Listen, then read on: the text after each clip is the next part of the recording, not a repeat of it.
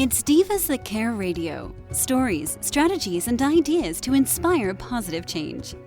Welcome to Divas That Care, a network of women committed to making our world a better place for everyone. This is a global movement for women, by women, engaged in a collaborative effort to create a better world for future generations. To find out more about the movement, visit divasthatcare.com after the show. Right now, though, stay tuned for another jolt of inspiration. Hello, and welcome to the Metaphysical Mastery Podcast.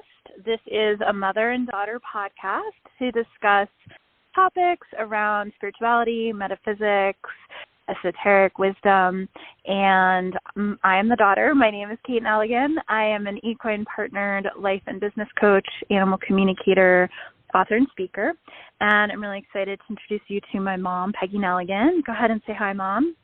Hi, everyone. I am the former director of the Metaphysical Center of New Jersey, so I have a little bit of background in some of these sort of esoteric topics that we bring up, and I'm looking forward to sharing them with you. Yeah, so we're really glad you're here and listening, and we are today going to talk about connecting to guides and angels, and this is something that I love this topic because I feel like I do this every single day, and it has significantly improved my life and also my business. And so I was like, Mom, let's talk about, our favorite angels and guides, how we work with them, the benefits of connecting to them, and also what the differences are and the different ones that we can ask for support and help. And I feel like right now, humanity itself is going through a lot of challenges and struggles and chaos at times, and it's hard to always rely on, our best friend or a family member or even a colleague, because we're all kind of in our own, unique challenges and triggers. But the angelic realm and our guides, our guardians are really here to help us always and are with us all the time and aren't going through those same human challenges. So there's a huge opportunity for us to just lean into and ask for help and receive support from the invisible realm. I like to call it the invisible support. Mm-hmm. So, Mom, why don't you share a little bit, what are the definitions of even guides or angels? Okay, good idea. I think that's one of the confusing things for a lot of people because they use these terms interchangeably, spirit guide, angel, archangel. And I think the important thing to realize the difference in the two is that a spirit guide is somebody who, it's not an angel. It's somebody who has actually lived here on planet Earth, and yet they have been able to master, they've reached a certain point in their evolution where they've mastered the physical, the mental, the emotional challenges that we have here. And when they die and they get to wherever they're going on the other side, it's their choice. They choose to then come back and be a guide to people here on Earth and to help us through the things that we're going through, those of us who are still here. So that's the main difference between a spirit guide and an angel, is that an angel may never have been in the human realm, but a spirit guide definitely has been a human before, and that's their choice when they leave to come back and help those of us who are still here. So with the angels, is it only archangels, or are there other types of angels? Yeah, there are many types of angels. In fact, I was doing the research on this, and I actually did not realize this. I always thought the archangels were the highest of the realm, but it depends on the tradition you follow. The Muslim tradition, the Jewish tradition, or the Hebrew tradition, and the Catholic or Christian tradition are all different. They use different names, they have different categories, but all of them categorize the group of what we call angelic beings into categories. Some of them put the seraphim and the cherubim at the top.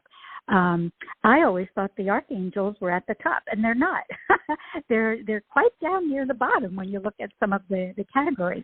And it's when I say top and bottom, it's not better and worse.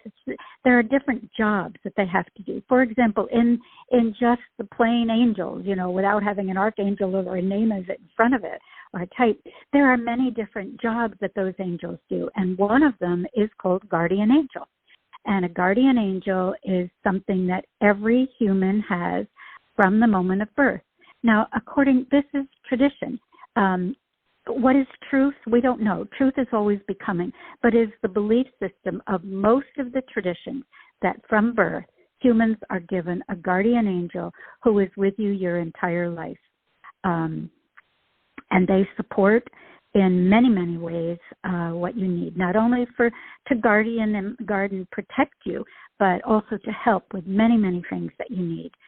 But one of the most important is to really guard you from serious harm in some way or another.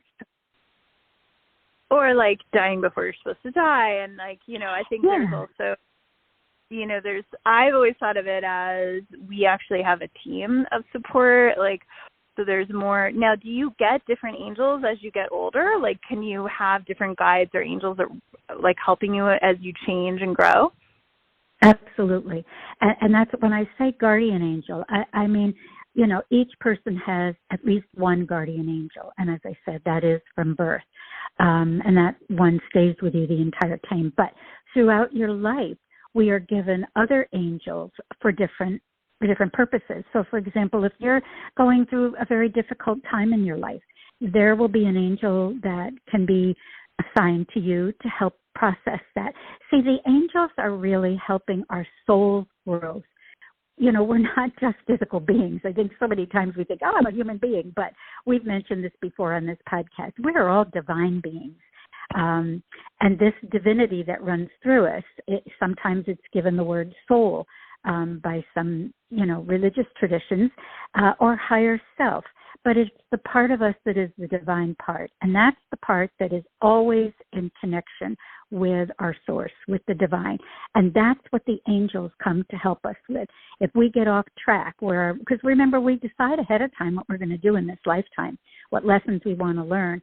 And our angels are always given to us to help us learn those lessons. They might not be fun, but we're here to learn them anyway. And our angels will be given to us to help learn those lessons. Yeah, I think the thing that trips me up the most around this conversation is all the different names and ways. And yes, as you mentioned, different religions hold it differently. So my belief system is that, first and foremost, there's our basic self, right? Our ego, our personality self. Then there's your higher self, your authentic self, connected to your soul, your intuition. And often that higher vibrational essence of who you are is very connected at all times to we'll call it angelic realm. And in that space, there's a guardian angel pointed to you. There's the archangels. There's the ascended masters. There's the seraphim world, which I don't know a lot about. And then there's also, mystical creatures, which is actually, I think, one of the first podcasts we did where you were thinking about the support of fairies. We haven't done dragons and unicorns yet, but there's all of that in the kind of angelic realm. And there's then there's also, essentially, you could also look at other support as guides that are here on Earth with you that are actually physical beings, right? So your animals. You can look at the spirit animals that are in the angelic realm.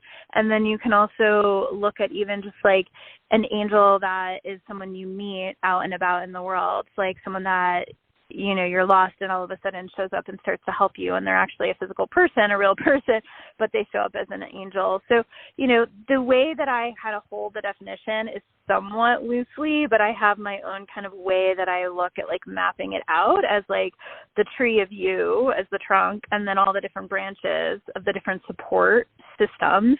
And I think it really comes down to who you feel most drawn to work with during different times in your life. And it's kind of like the spirit animals, which we've talked about before. And I've done my own podcast with Dr. Stephen Farmer on those. But it's sometimes we need certain spirit animals, and power animals based on what we're going through. And I find it's kind of similar in the angelic realm. But I also think, I'm not necessarily of any religion, but we can also pray and talk to the saints and, like there's a whole St. Anthony prayer, there's St. Francis, like, and, other goddesses, which we've done a whole podcast on the goddesses too. So it's like, there's so many different layers to this. How do you kind of hold it like that? I look at it as a tree with different branches. Yeah, that's a great analogy, Kate, because that's pretty what it is. We've got all these branches that form who we are. A tree is not a tree by just being a trunk. It's got all these other parts to it. And so, yeah, I think that's a great analogy. And yes, the angels are just one of the, the branches that help us out. And there are many, sub-branches that come off of that as well, or leaves that come off of that. But yeah, I think important but that's why I mentioned beginning. So if you're talking about spirit guides, the definition, if you want to look at a definition, just means they are ones that have been here on Earth before. They've been human, they know what it's like to be human, and they have passed on. But the job that they chose, because, we don't just die and then go to sleep somewhere forever. We continue to live, but just doing different things. And so we have jobs when we get to the other side, wherever we go. And one of those jobs that we can choose to do is come back and help people who are still here. So I think that's the only difference between a spirit guide and an angel, because they have been here as a human before, and they know what it's like. They know the challenges that we have. Now, you mentioned the word masters. Masters are actually, at least in most cases, have been humans. And they have, again, mastered all of the things we had to use in this plane, but they have gone on to a higher level because their job is they go on. If say you have a relative, I think of my ancestors. My own mom, for example, I call on my mom a lot to do things because she has been gone since I've been, in my late teens. And so I ask for advice sometimes, and it's a perfect person to ask for. I'm very close to her. And sometimes I will get it, and I will understand what it is.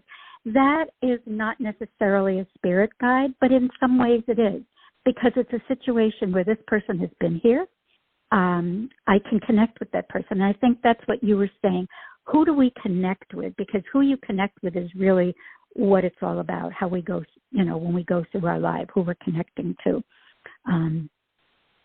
But I think the thing you mentioned, or I think you did, if you didn't, I'm mentioning it now, the most critical thing is to ask, because one of the rules in this universe is that because we have free will as humans, there can be no interference from anybody, any energy whatsoever throughout the universe, unless we ask for it.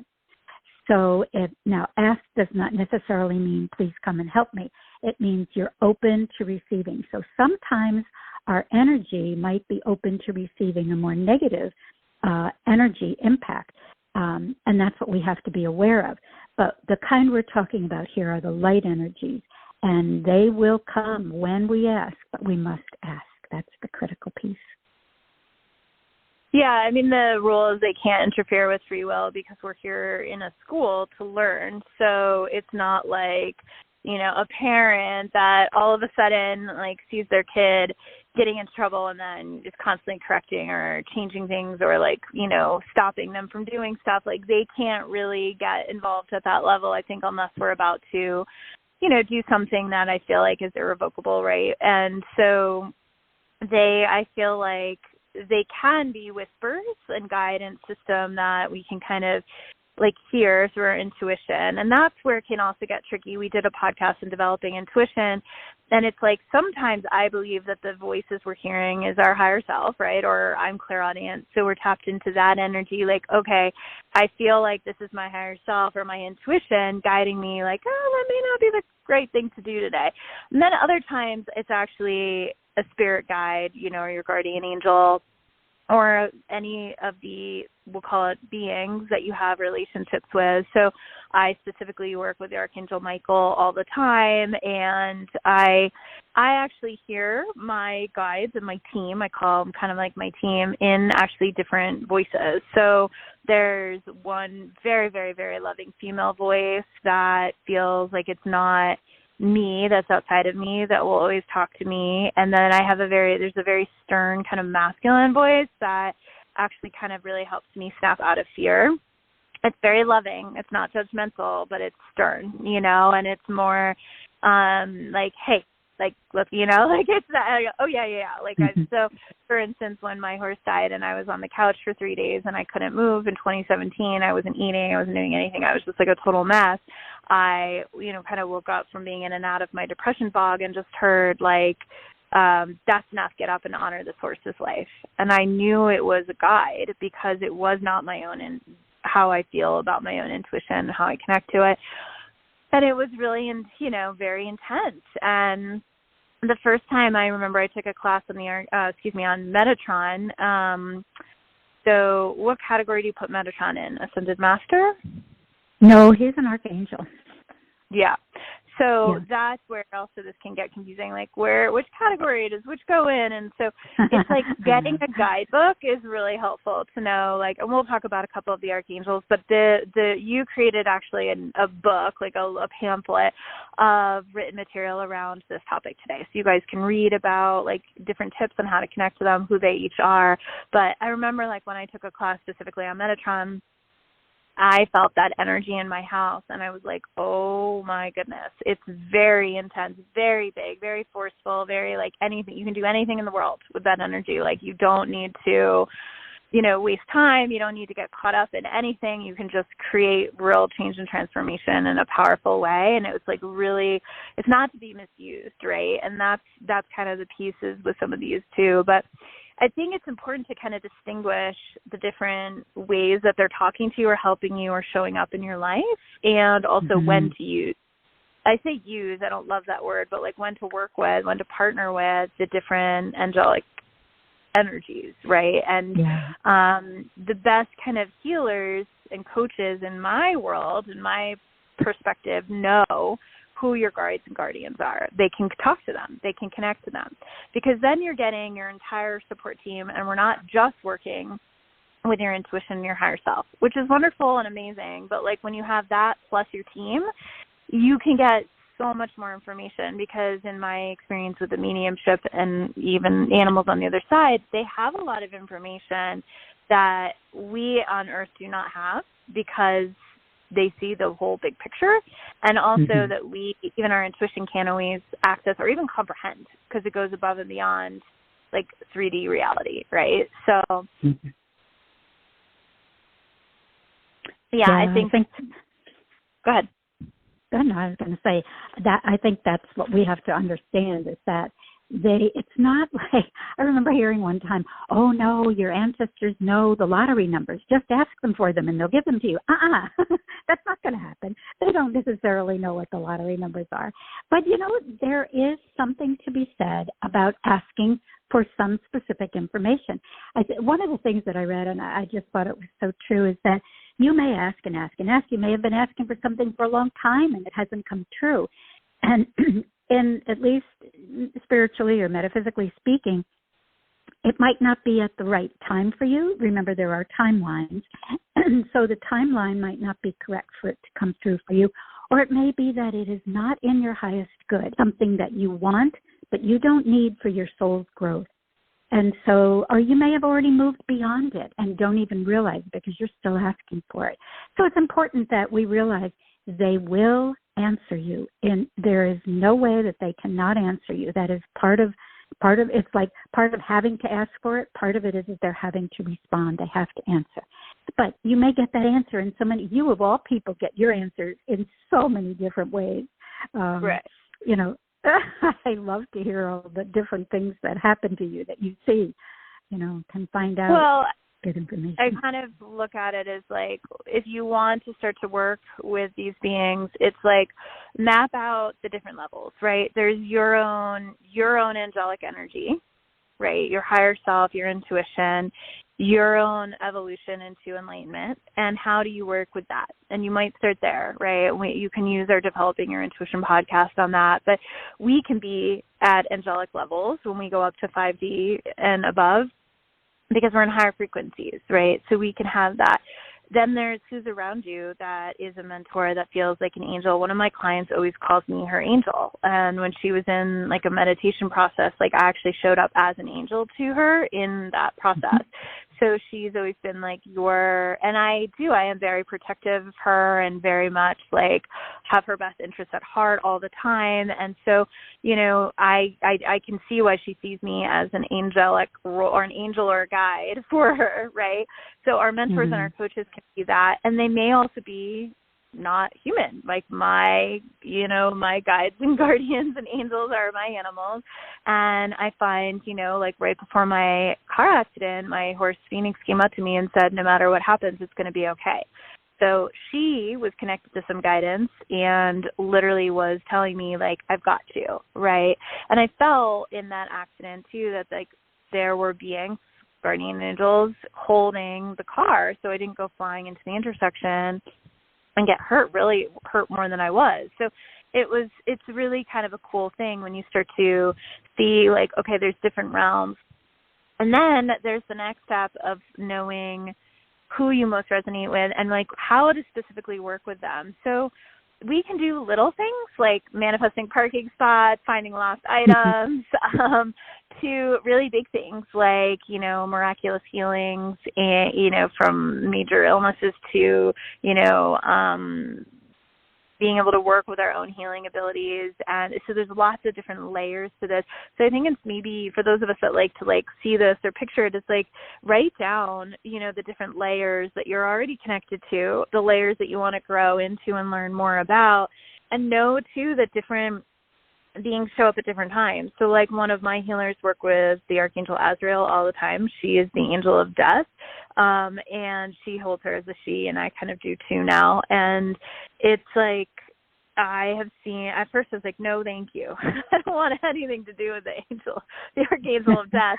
And then I realized like, and even in what you wrote in your research, it's about if you're grieving, which, I have been this year, if you are going through change, right? If you are going through loss, if you're helping others with grief and loss and change, so that, the Archangel Azrael can really be there and help support that process. So it doesn't have to be as heavy, or we don't have to get sucked into those lower vibrations, or be in a pity cycle and all of that. So it's important to also know, like, and I feel like that's temporary. I feel like, and also I'm stepping into mediumship. Like that's a thing that I've said yes to, and I'm going to start to learn and study. So of course I would be then supported by the Archangel that mostly specializes in connecting to the other side, right? Into departed loved ones. And so it's like, but sometimes it's knowing, like my healer works so well with that Archangel, it's given me permission to relax into it and understand it more. And so sometimes, like if you want guidance, like with Metatron or others, like I always love learning from people that have more information. And then, you can do self-study, but also study with those who know a lot more and read the stories. And then you can connect into like, oh, I can now feel into this energy and I can feel safer with it, or I can understand how to partner with it.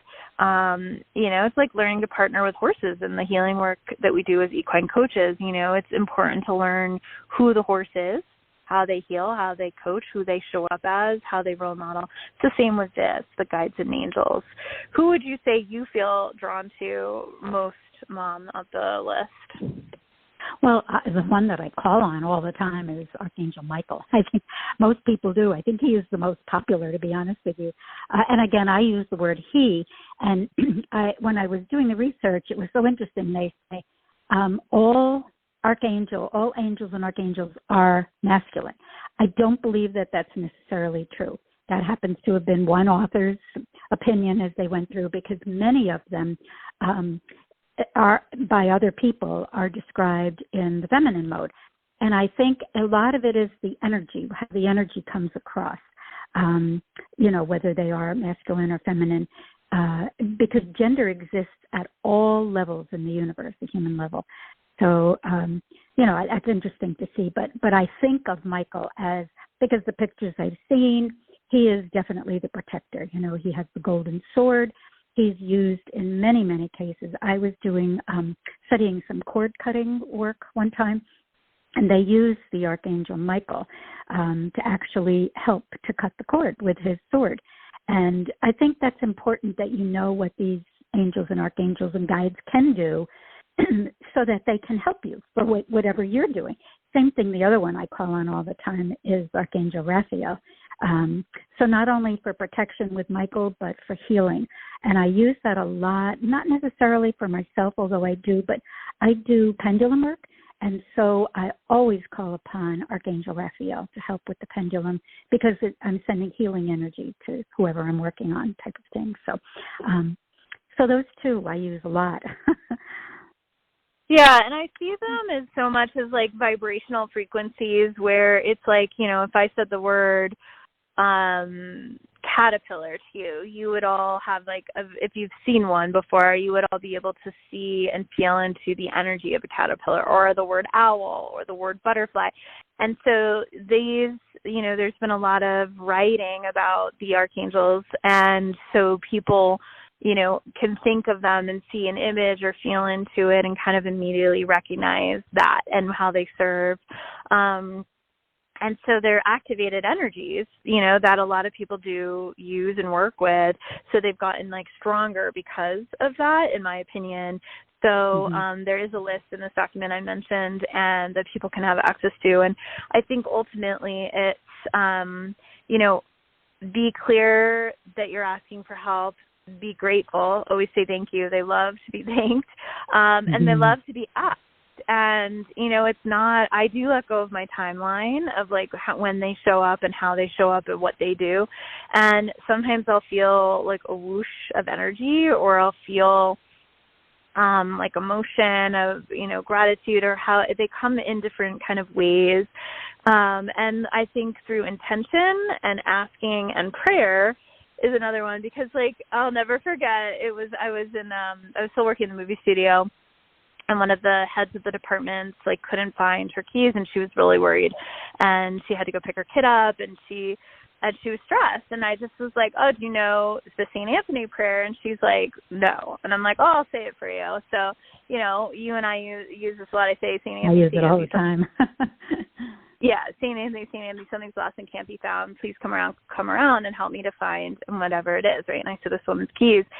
And then she like rushes into my office later and is like, oh my God, you're never going to believe it. Like, I just found them out of nowhere. Like, they weren't there. I already looked for them in that spot. And I'm like, yeah, that's kind of how it works. You know, like, and I'm not surprised, but I love how it works. And like, I've also, my way of thanking St. Anthony as again, a guide, right? He's not an angel, but he's a guide. He's a helper of humanity.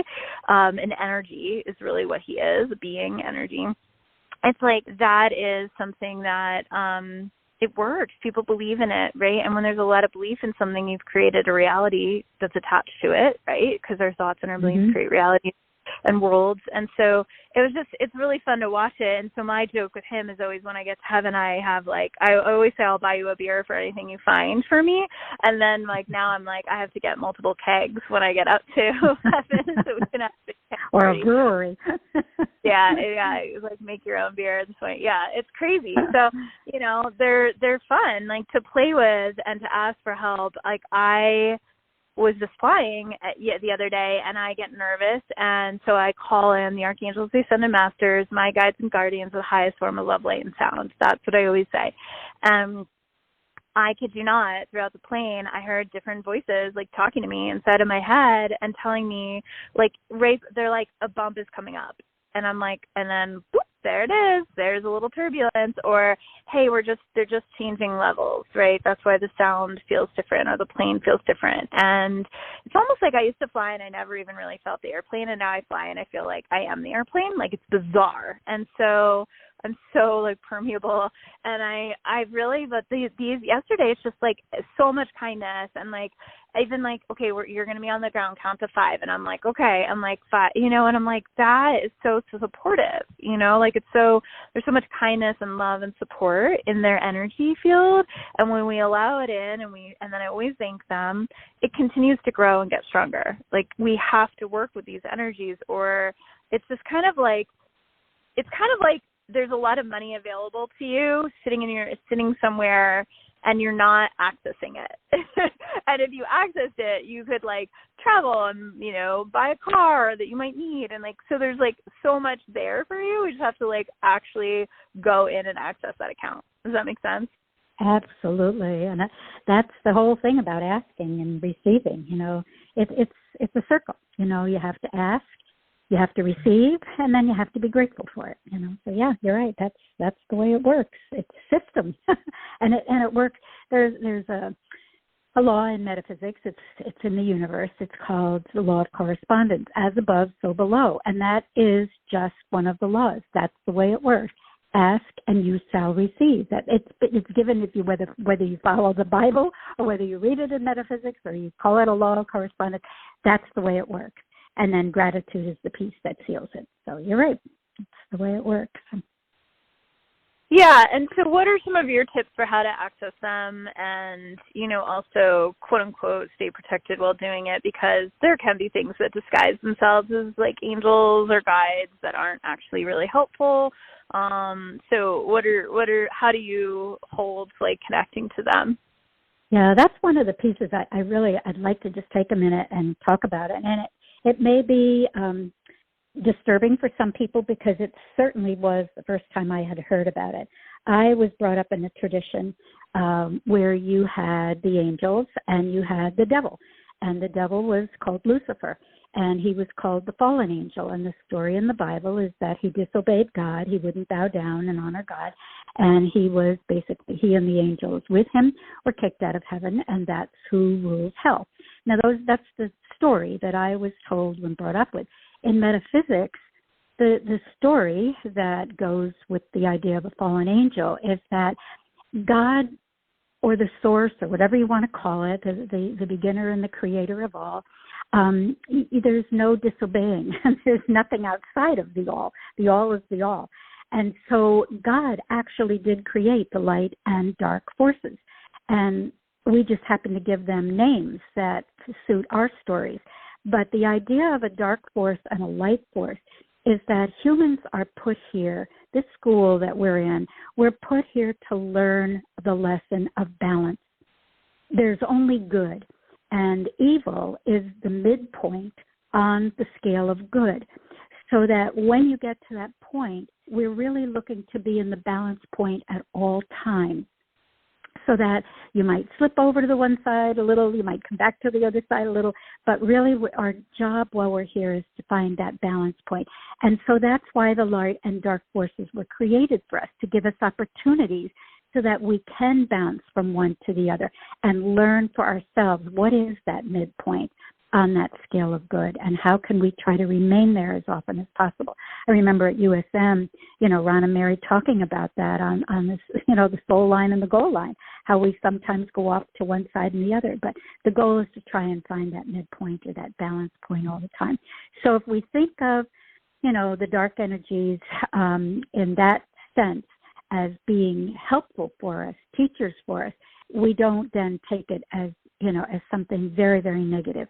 I'm not saying that it isn't, but I'm saying that it is something that we can learn to deal with, and that we are really here to learn to deal with that. So that's the story on the fallen angels, at least from a metaphysical perspective. So, one of the things that you just asked is how we can learn to call on the light forces, because anytime you do want to call in and you're asking for help, you want to be sure that you are calling in specifically the forces of light that are going to help you. They're not going to provide a challenge for you, which is what the other part can do. So what you want to do is you want to be very specific. Not only do you ask from your heart what it is that you want, but you want to be specifically. You just don't say, keep me safe. Like when you were talking about being on the plane, not keep me safe, but, it's like, keep me safe throughout the flight, or whatever difficult situation is that you're going through. You want to be specific when you're talking about it. And you also want to be ready to receive whatever it is that's coming through for you. You want to stay focused on that. And then you also want to, it may not necessarily be a thing. It might be a resource or a person that you're actually looking for in some way. And so you can ask the archangel or whoever you're talking to bless your life with a person or a resource that you need in order to create something or achieve something, whatever it would be. And then finally, as you said it before and I've said it, you have to end with the gratitude. Thank you. If they give you inspiration or give you an idea to help in whatever way, first thing you say is thank you. And I think those are the steps that people can use to go through when they're actually pulling on, the angelic realm or the spirit guides. Anybody, all of them can be used. That same format can be used. Yeah, and that's why I've heard a couple of different tips over the years, like to say the Archangel Michael instead of Michael or Archangel Michael. It gives it like that real power energy of he's the only one. Like there's no one disguising as him coming around. Or I say I connect with my guides and guardians with the highest form of love, light, and sound. So that's where I've just been trained to go to that. And, to really decipher if something feels heavy or kind of mean or cryptic, it's not your team. It's not your angelic team. It's some form of like ego or entity or other, fear-based kind of attachment or being that's not helpful.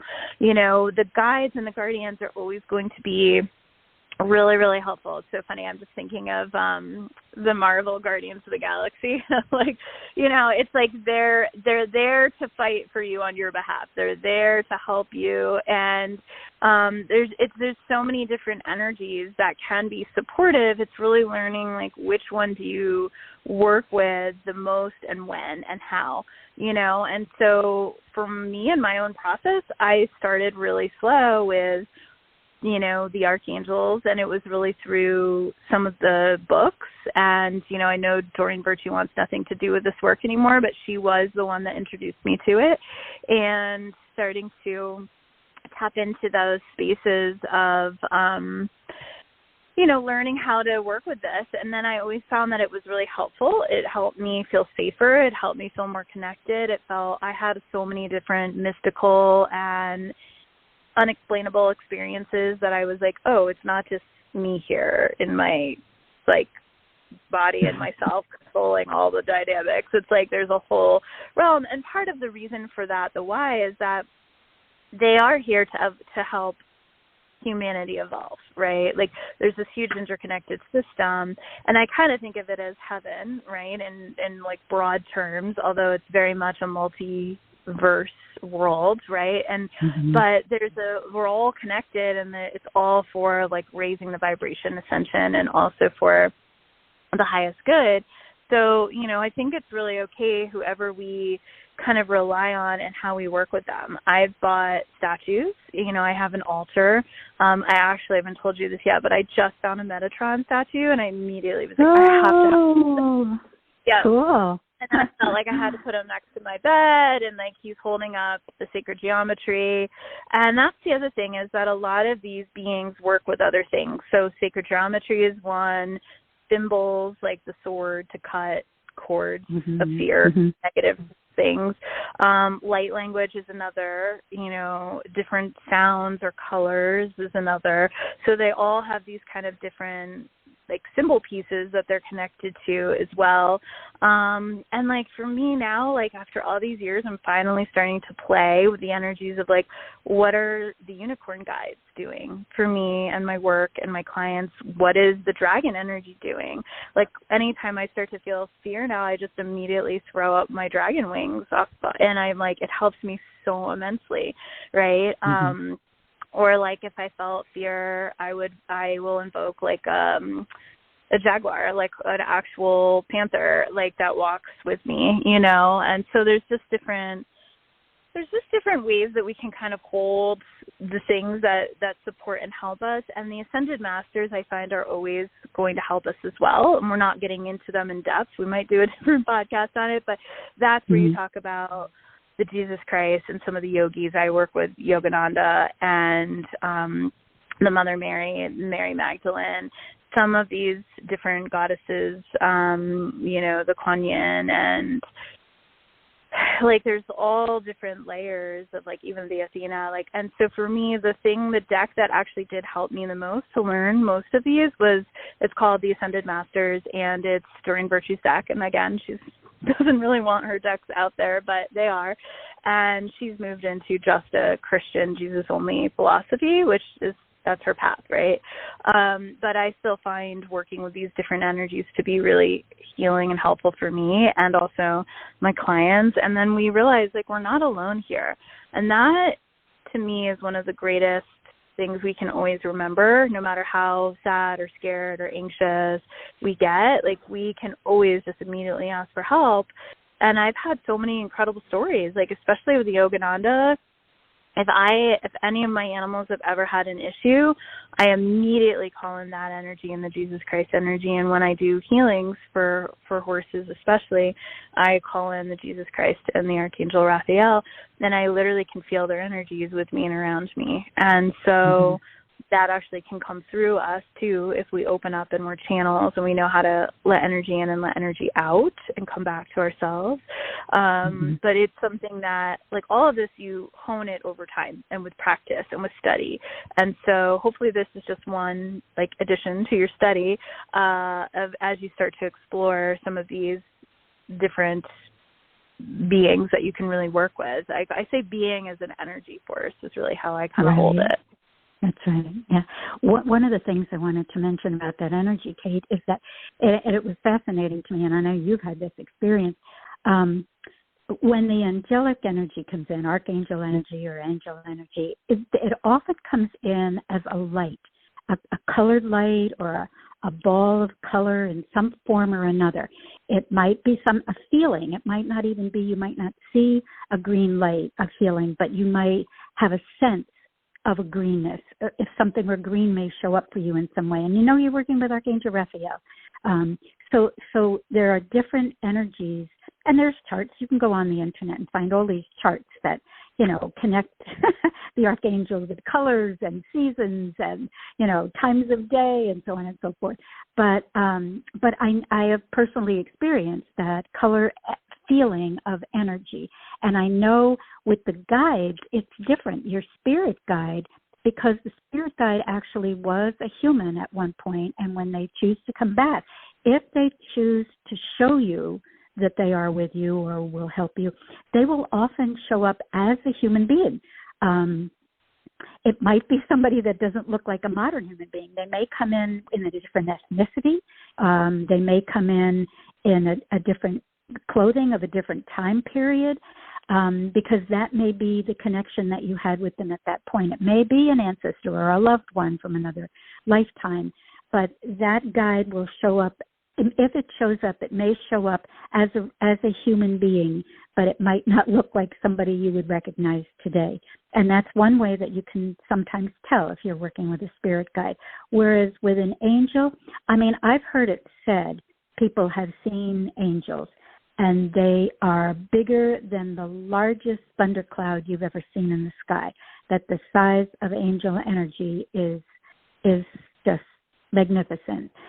But I personally have never experienced it. And so I know, though, that you can experience angel energy in a color format rather than in a being. Sometimes they will be depicted as a human with wings. We'll often see angels depicted that way, but you may or may not see it that way or experience that way. So I just wanted to comment that those are two things when, if you do have an experience of angel energy or spirit guide energy, it may be one or the other of those that shows up for you. Totally. And that's well said. And I think that, like, often one thing that people ask me about their animals is, like, you know, are their animals still around if they cross? And, like, I see a lot of animals that often do two things on the other side. One, they stick around their human and they are a guide or guardian for their human. From the other side, they're available. And that's like a bit of their job. Or they are guides and guardians for larger, like, humanity at large. And so you're part of that. You may not have them as a personal guide, but they're really helping on a larger picture. And that's been really kind of neat to see, like, how I kind of see the animals really helping a lot once they pass, and they do often can stick around, like, very close loved ones too, someone's husband or someone's parents, as you mentioned, your mom, like, they can definitely be, they can stick around as guides and guardians. One of my horses came through in a session and said she was protecting one of my clients always, and she showed me how she hung over her house and was protecting that client and that client's child. So it was just kind of really neat. And I get guidance on how they're serving from the other side. So that's always helpful for people to hear too. But they do all sorts of cool stuff. I mean, I get a lot of license plate signs from whenever I'm talking to my guide, or they get a message through, they will send it. They will do cloud formations. Like people have shown photos of those before, like, oh my God, there's an angel in the sky. And like, they're trying to remind us, hey, we're here, like, work with us. Like, we want to work with you. It's like that, again, it's like that bank account that you have access to. You just gotta go in and use that, that energy that's there for you. But to go back to your story about how the guide and guardian, how they show up as, a specific human. This is a longer story. I'll try to do it really short, but I did see a ghost for the first time as an adult when I was in England during study abroad, and it freaked me out. And then it was a very specific, white shirt, khaki pants, like look. And then fast forward to like 6 weeks later, I was in Venice, Italy, and we were like a group of 3 blondes and myself as brunette sitting there at night waiting for this train to come in Venice, and it was deserted. There wasn't really anyone around watching us, and it was just this interesting space because this man showed up in a similar outfit, and he came over and he sat down with us, and we were all just so focused on him, and he was so loving and kind, and honestly I don't even remember what he said or what we talked about, but it was just like we felt so much safety being with him and so much like help and support. And then he like kind of just disappeared out of nowhere. It was almost like we were like, he kind of was like, okay, bye. And then he just like walked away. And I even realized that when he was walking away, he didn't have shoes on. And I was like, what? Wait, what? And it wasn't a homeless person. In fact, we got on the train and there was a homeless person then that started to kind of stalk us, and it was really kind of scary. And I think that person was actually around the train station, and he was like a distraction from that, and a protective force, but he just like really showed up.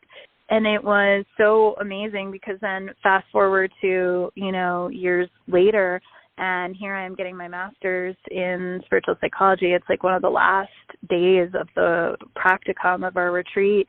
And this woman just turns to me and is like, there's a man here with you, brown hair, white shirt, khaki pants. And I'm like, is he this tall? Does he look like this? And she's like, yes. And I was like, oh my God, that's my guide. That's my guardian angel.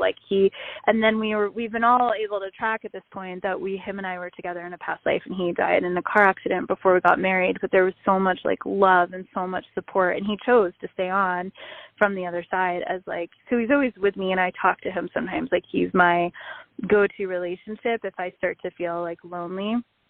I'm like, I have him right there, and I know, like, it's like being immediately back into this incredible romantic relationship.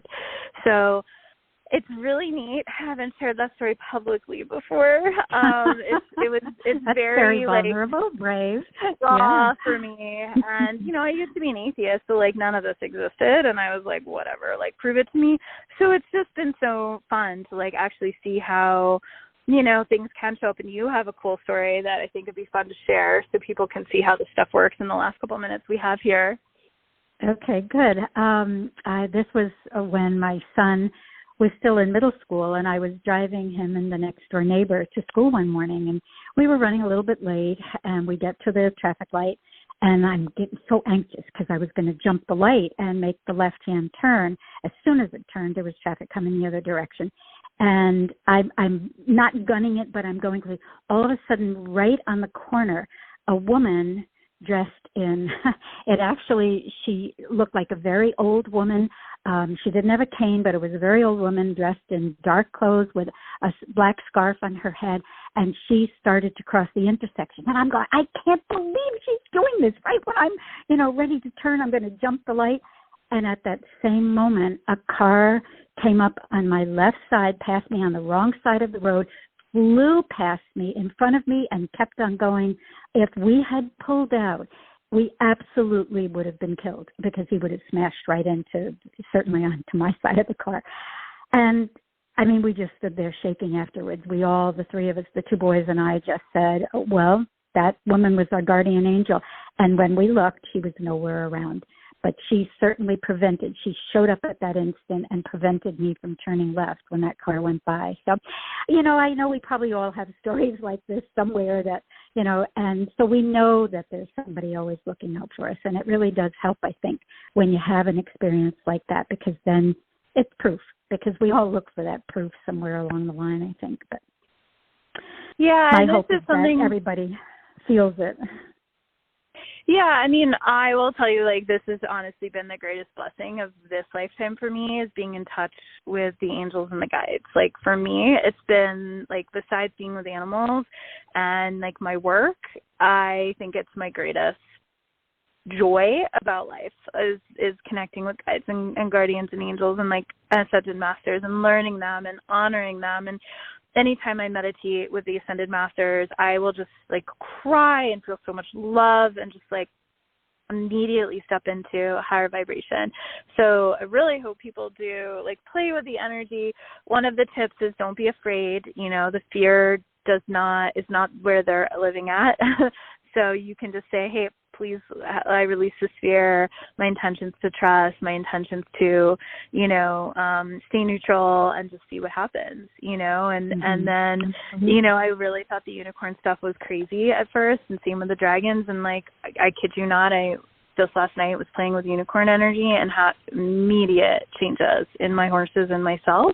And in my horse's eye was so hurting last night, and I was so worried, and then did all this unicorn energy healing work on her, and today it looks almost totally normal, and I'm like, what is going on, right? So we just have to lean in, and we trust a little bit more as we get the experiences, but a lot of it is through intention, visualization, receptivity, trust, and I encourage you to look up resources. I've taken a lot of different classes, and we will have this pamphlet available most likely through the Metaphysical Center of New Jersey. So thanks for putting it all together, Mom. It's so cool. I learned a bunch of stuff. There's so many archangels I don't know about. And also for people listening, don't get hung up on male or female, because I think that's just kind of, Azrael to me is a female, Gabriel is a female, but also they can be androgynous. It doesn't really matter. You're talking to high-level frequency and being.